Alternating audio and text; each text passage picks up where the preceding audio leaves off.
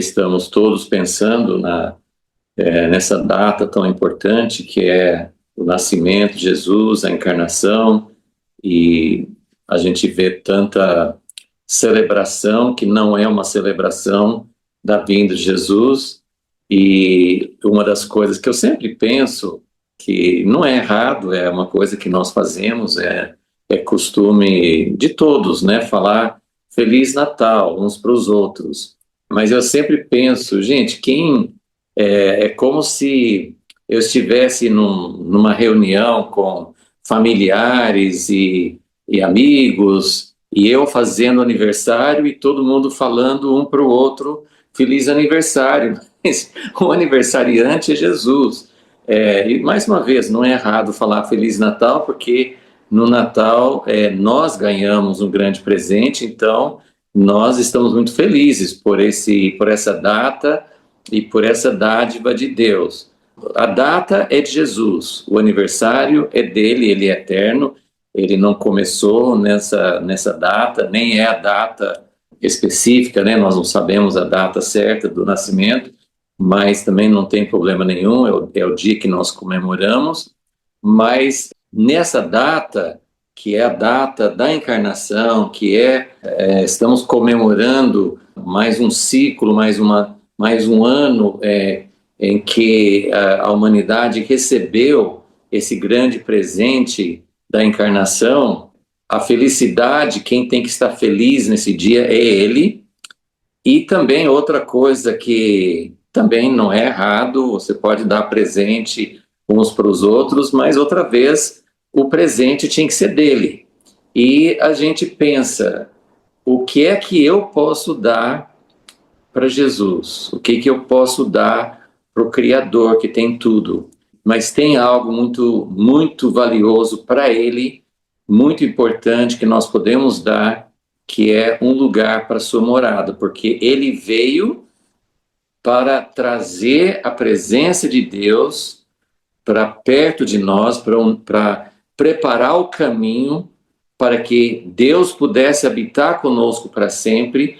E o maior presente que nós podemos dar para ele é realmente um lugar no nosso coração, na nossa casa, na nossa igreja, na nossa comunidade, começar a formar esse lugar que um dia vai ser uma habitação plena e grande em toda a terra, mas nós estamos preparando esse lugar, queremos que ele encontre esse lugar hoje e a cada dia mais, né? Então, a primeira canção falou sobre esse desejo de Deus de habitar conosco, né? E tem aquela história de Jesus, os pais que estavam procurando um lugar em Belém, não acharam um lugar, só acharam um estábulo, e essa história que a gente conhece bem onde é que Deus vai encontrar um lugar para sua habitação. Ele escolheu Sião, ele escolheu Israel, ele escolheu a igreja, formamos juntos, e ele está procurando esse lugar para ele vir morar.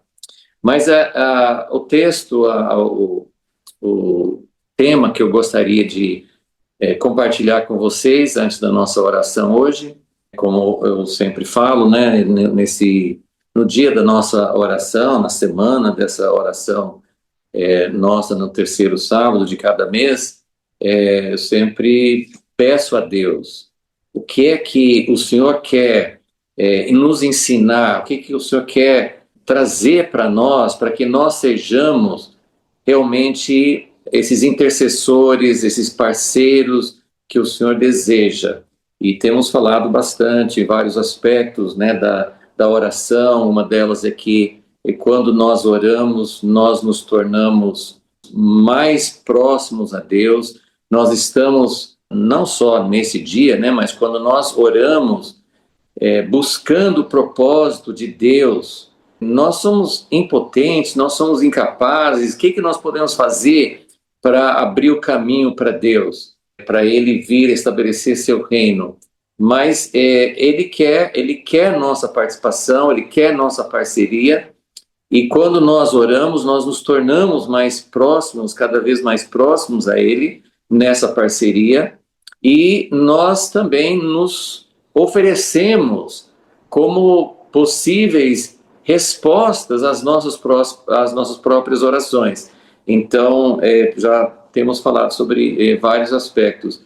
E uma palavra que nem é um versículo específico na palavra, mas uma pergunta que eu senti hoje que Deus está fazendo para mim e para todos nós seria Deus perguntando para nós, e é uma pergunta, eu achei assim até assim paradoxal, né? Porque Deus perguntando para nós, eu posso contar com você?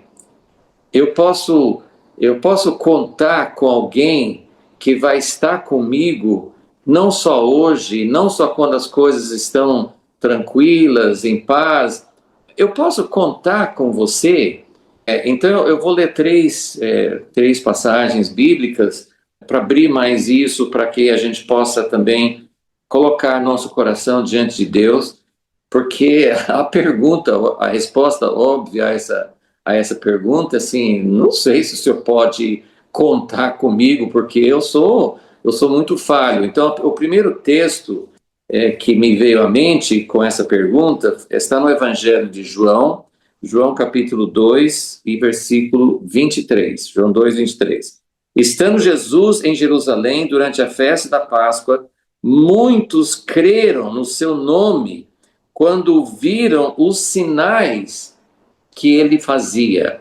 Pare um pouquinho aqui. Muitos creram em Jesus por causa dos sinais. Jesus fazia sinais exatamente para que as pessoas pudessem crer.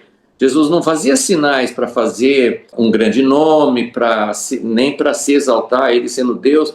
Ele fazia sinais para que as pessoas pudessem crer, e crendo que pudessem ter vida. Então, é uma coisa muito boa as pessoas crerem por causa daquilo que Deus faz, e Deus continua fazendo, muitas vezes, milagres na vida das pessoas. Deus responde orações, Deus toca na vida de tantas pessoas. Quantas pessoas estão servindo a Jesus hoje por causa de algum milagre, por causa de Deus ter respondido, por causa de Deus ter feito alguma coisa na sua vida. Mas olha o que diz o próximo versículo, 24. Mas o próprio Jesus não confiava neles, porque conhecia a todos e não precisava que alguém lhe desse testemunho a respeito das pessoas, porque ele mesmo sabia o que era a natureza humana. Então, essa é a pergunta: Deus pode confiar em mim? Deus pode confiar em você? E de que maneira? Por que eu estou perguntando? Assim, por que não sou eu que estou perguntando, mas por que será que Deus está perguntando para nós? Nós somos um pequeno grupo de intercessores, muitos de vocês têm sido assim, muito constantes, perseverantes ao longo deste ano e não só esse ano. Várias pessoas estão realmente correspondendo ao chamado, e eu sinto que é isso que Deus está querendo. Ele quer saber, não estou falando de uma cobrança, não estou falando de marcar presença nas reuniões, né? A gente sente muito isso às vezes nas igrejas, né? Os líderes sempre reparam quem vem, quem não vem. Isso faz parte de um compromisso, de uma dedicação da nossa vida, mas Deus realmente está perguntando, daqui 1 ano, daqui 3 anos, daqui 10 anos, se Jesus não voltar antes, ele vai poder continuar contando conosco. Todos nós sabemos como no início, quando se você organiza, se você convoca, irmãos, vamos começar, pode ser um estudo, mas mais ainda, se for uma reunião de oração, os grupos de oração do TJC2 ou outros grupos de oração, quantas pessoas começam e quantas pessoas continuam, quantas pessoas se mantêm. E dentro disso, eu não quero gerar nenhum tipo de cobrança. Há pessoas que começam, por exemplo, no TJC2, e as circunstâncias mudam, surgem outras necessidades, às vezes Deus confirma no coração de alguém um outro chamamento, um outro momento, outra fase na sua vida. Então, não estou falando sobre uma obrigatoriedade de continuar no mesmo tipo de atividade. Estou falando realmente sobre o nosso compromisso com Deus e dentro do nosso compromisso com Deus, o que é que Deus deseja de nós à medida que Deus confirma, porque Deus quer confirmar o chamado em nossos corações. E Ele quer saber, porque o que nós estamos buscando do novo homem, o que nós estamos buscando em relação a tantos desafios, situações que os judeus messiânicos enfrentam, os desafios para a unidade de maneira geral, o que está acontecendo com o povo judeu ao redor do mundo, o antissemitismo, os ataques, enfim, em relação a tudo isso, o que é que Deus está nos chamando para fazer? O que Ele deseja de nós? É verdade que eu não posso mudar a situação, nem no meu país e muito menos num outro país. Eu não posso gerar a unidade, eu não posso unir judeus com gentios, eu não posso gerar essas obras, esses resultados que Deus quer, mas eu posso fazer parte e eu posso dizer, Senhor, o Senhor pode contar comigo. Eu estou aqui hoje e se o Senhor permitir, se o Senhor me der vida, se o Senhor me der a capacidade, porque tudo isso vem dEle, mas há uma correspondência nossa, há uma responsabilidade nossa. Senhor, o Senhor pode contar comigo, porque não é quem começa a corrida, é quem termina. E Deus vai fazer a obra dEle comigo, ou se eu desistir, Ele vai vencer.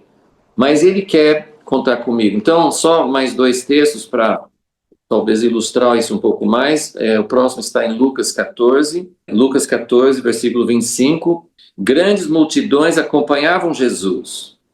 Veja como Jesus, nessas 2 passagens, e tem outras também, como Jesus ele não ficava impressionado com multidões, embora o desejo de Deus, o coração de Deus é para todos. Deus quer multidões, Deus quer muitos filhos, Deus quer abraçar todos, mas Jesus não ficava pensando assim, puxa, quanta gente, estou fazendo sucesso, as coisas estão indo bem. As grandes multidões acompanhavam Jesus e ele, voltando-se, lhes disse: se alguém vem a mim e não me ama mais do que ama seu pai, sua mãe, sua mulher, seus filhos, seus irmãos, suas irmãs, até sua própria vida, não pode ser meu discípulo. E quem não tomar a sua cruz e vier após mim não pode ser meu discípulo. E aqui, assim, o que eu senti, assim, o que Deus está nos perguntando? Posso contar com você? Você vai estar comigo? Você avaliou o preço? Você sabe que isso que nós estamos buscando não é um projeto nosso. Não foi a gente que originou essa ideia. Quem gerou todo o plano de redenção, e especificamente o povo de Israel, e se unindo com o povo das outras nações, e formando um só povo, se unindo, se quebrantando, amando uns aos outros, todo esse projeto veio de Deus. Mas não é um projeto que vai acontecer no estalar de dedos, não é um projeto que vai trazer muito nome para nós, não é um projeto fácil, não é a gente que faz, mas nós vamos sentindo as dores de parto junto. Então Deus está perguntando, posso contar com você? Quem gerou Jesus para nascer como Deus em carne? Deus, o Espírito Santo gerou em Maria, mas ele precisava de Maria. Então, quando o anjo veio, ele perguntou, ele falou que ia acontecer, mas implícito na mensagem do anjo para Maria era: eu posso contar com você? Você se dispõe a ser esse instrumento, esse útero que vai gerar, onde eu vou gerar, mas onde crescerá, vai haver a gestação até nascer o Filho de Deus. Então, é isso que Deus está nos perguntando. Então, versículo 28, qual de vocês, pretendendo construir uma torre, não se assenta primeiro para calcular a despesa e verificar se tem os meios para a concluir? Para não acontecer que, tendo lançado os alicerces e não podendo terminar a construção, todos os que a virem zombem dele, dizendo: este homem começou a construir e não pôde acabar. Ou qual é o rei que, indo para combater outro rei, não se assenta primeiro para calcular se com 10.000 homens poderá enfrentar o que vem contra ele com 20.000?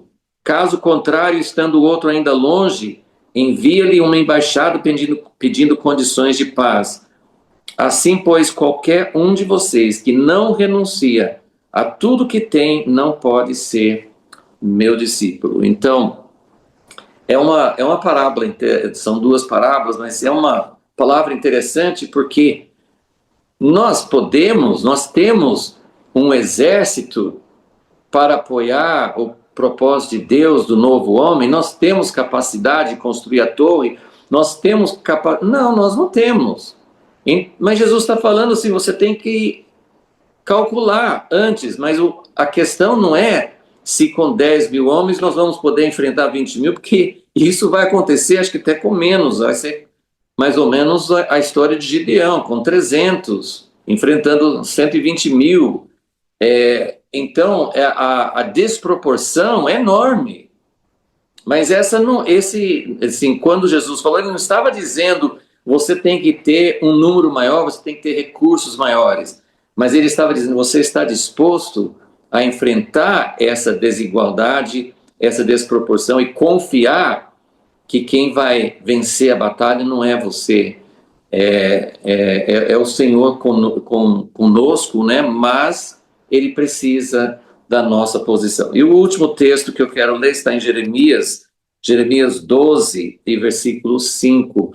Esse versículo é bem interessante, porque Jeremias, nós sabemos, estava profetizando no momento que todo mundo estava contra ele, o próprio povo dele não acreditava, ele estava realmente numa desproporção enorme e sendo atacado, sendo perseguido, e ele estava, no início do capítulo 12, ele estava reclamando com Deus. Sim, Deus, mas está todo mundo contra mim e as coisas estão terríveis e o Senhor não está fazendo nada, né? Mais ou menos reclamando com Deus. E aí, em Jeremias 12, versículo 5, Deus responde assim: Jeremias, se você se cansa correndo com homens que vão a pé, como poderá competir com os que vão a cavalo? Se em terra de paz você não se sente seguro, que fará na enchente do Jordão? Então, eu não estou querendo que ninguém sinta desanimado, desencorajado. Foi essa palavra que Deus colocou, eu sinto, né, pelo menos na minha dificuldade de discernir a voz de Deus, mas foi o que eu consegui sentir de Deus para nós hoje. Deus está nos perguntando, não se nós somos capazes, não se nós somos fortes, não se nós temos números, mas se nós estamos dispostos a continuar ao lado de Deus e dos seus propósitos, venha o que vier. Se Deus pode contar conosco no nosso grupo de oração, na nossa perseverança, na nossa busca do novo homem, naquilo que Ele vai querer que nós ajudemos, seja em oração, seja em compartilhar, seja em contribuir financeiramente, enfim, tem muitas maneiras em que Deus está nos chamando. E eu quero dizer, mais uma vez, que vocês que estão aqui, vocês têm perseverado, vocês estão continuando firmes. Estamos nessa data de dezembro e eu sei que muita gente tem outros compromissos e não há nenhuma crítica sobre as pessoas que não puderam estar. E não é essa cobrança de estar em todas as reuniões, mas assim, Deus, o Senhor pode contar comigo, eu estou do seu lado, eu estou junto e quero continuar na minha fraqueza, na minha incapacidade, às vezes reclamando com Deus, Deus, como é que faz? E Deus vai falar conosco como Jeremias, mas a coisa está fácil ainda. Vem tempos mais difíceis, mas Ele vai nos dar força para isso também. Então, que Deus nos encoraje.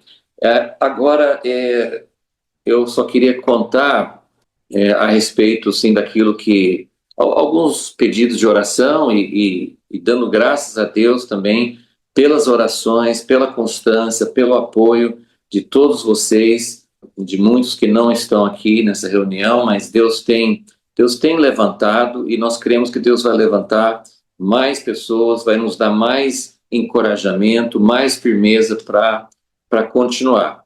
Uma das coisas que Deus fez, que para mim é algo, uma resposta de oração, tá no começo, mas essa semana que passou agora, quinta-feira passada, dia 18, nós tivemos nossa segunda reunião em São Paulo com os líderes de vários ministérios que apoiam Israel.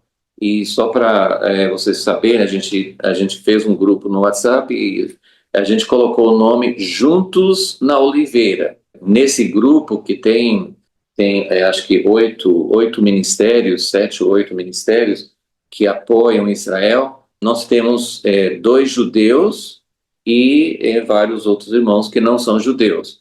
E nós temos feito as 2 reuniões no espaço da Beit Shalom, em São Paulo, né, do Daniel. E Deus está, assim, a segunda reunião, a primeira foi em outubro, a outra foi agora em dezembro, e a próxima vai ser em fevereiro. Então, isso é resposta de oração, ainda está muito embrionário, mas a gente sente a mão de Deus unindo TJC2 com Maoz Israel, com um ministério que Daniel está representando, que é Chosen People, um povo escolhido, tem o ministério Amigos Cristãos de Israel, então tem Vale da Bênção, então tem vários ministérios que estão se unindo e nós estamos começando já assim a fortalecer um ao outro, porque geralmente cada um se dedica ao seu ministério e a gente acaba às vezes até sendo concorrentes, como se fosse um negócio, né? Como igrejas concorrem uma com a outra,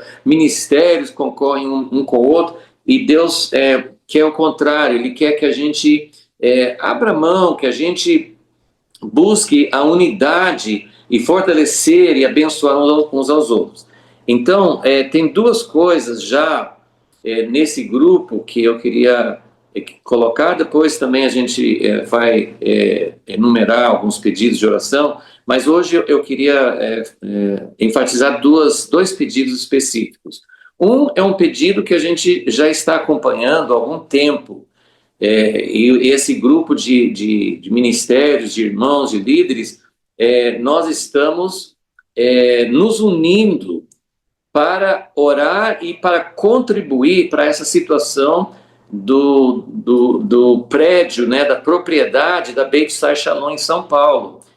Nós oramos para que houvesse uma decisão judicial favorável, não houve, Deus não respondeu essa oração para que fosse isentar a taxa, né, de impostos, mas como alguém orou aqui na nossa reunião, dessa reunião do TJC2, alguém orou, Senhor, se o Senhor não responder, o Senhor vai usar essa situação para unir o corpo de Cristo, para contribuir, para ajudar nossos irmãos messiânicos em São Paulo.